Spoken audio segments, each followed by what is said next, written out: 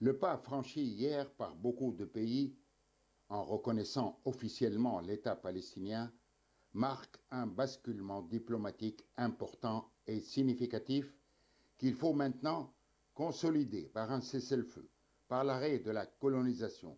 Sinon, on va rester dans le symbolique. L'impression générale est la même. Il faut mettre fin à l'occupation, aux massacres, aux persécutions. Bref, il faut stopper net Netanyahou. Le temps de la paix est venu, a martelé le président Macron à l'Assemblée générale de l'ONU. Mais comme l'a précisé l'ambassadrice de Palestine, personne n'aura la vraie paix sans la fin de l'occupation.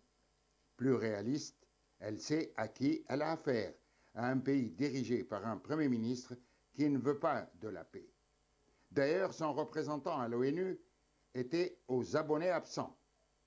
Maintenant, de quelle paix faut-il parler? Arafat disait celle des braves.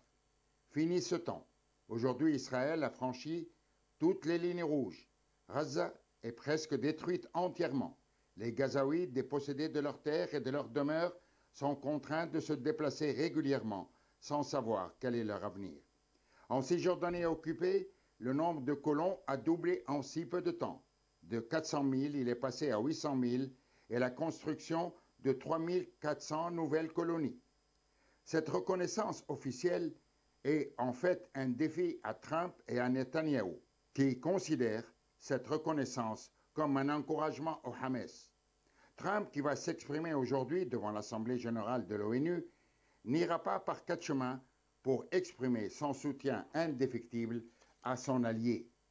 Et en marge de l'Assemblée générale, il a programmé deux réunions, l'une avec certains pays arabes et musulmans, consacrée à l'après-Gaza, et l'autre avec Zelensky et certains de ses alliés, réunion consacrée à la guerre en Ukraine qui ne connaît aucun répit. Ce discours est à suivre, car Trump se délecte de ce genre d'exercice et savoure ses grands rendez-vous. Il nourrit sans cesse l'espoir du prix Nobel de la paix, et c'est pourquoi on s'attend à ce qu'il vante son action pacificatrice. Aujourd'hui, le changement de ton et de position est palpable. C'est toujours l'Espagne qui est la plus engagée et la plus efficace. Son Premier ministre appelle maintenant à une adhésion pleine et entière d'un État palestinien à l'ONU. Adhésion qui a été toujours bloquée par les États-Unis qui n'hésitent jamais à dégainer l'arme maudite, c'est le fameux veto. Autre pays à signaler pour sa position courageuse, c'est le Portugal, qui a non seulement reconnu officiellement l'État palestinien, mais a déclaré Netanyahou persona non grata.